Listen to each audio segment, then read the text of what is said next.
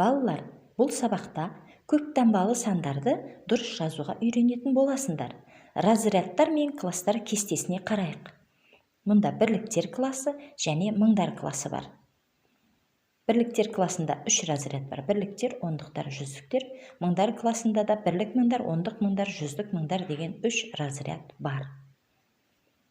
Енді бізге берілген санды дұрыс жазып үйренейік. Мұнда 2 кластың 72 бірлігі, 1 кластың 34 бірлігі бар санды жазуымыз керек.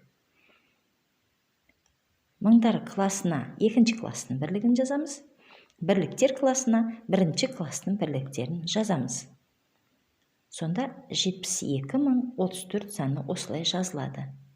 72-ні жазып, одан кейін 34 жазамыз. Бірақ аталмай кеткен жүздіктің орнына 0-ді қоямыз. 72.034 осылай жазылады. Ал енді 2 кластың 320 бірлігі, 1 кластың 25 бірлігі бар санды жазып көрейік. Мыңдар класына 320 деп жазамыз, бірліктер класына 25 деп жазамыз. 320.025. Ал енді мына берілген тапсырманы орында. Мына кестені пайдаланып, осы сандарды дұрыс жазып үйрен.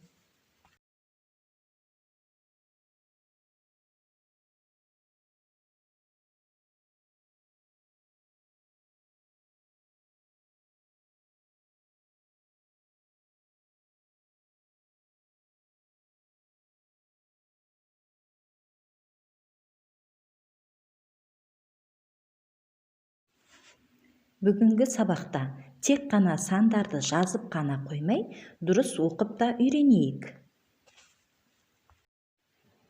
609.123, 62.017, 135.003. Ал енді осы сандарды разрядтық қосылғыштарға жіктеуді үйрен.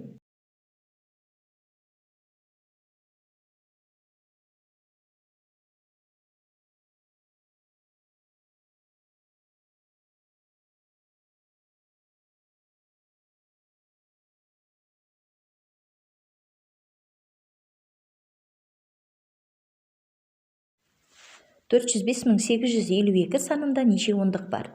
Оны табу үшін ең соңғы бірлікті алып тастаймыз.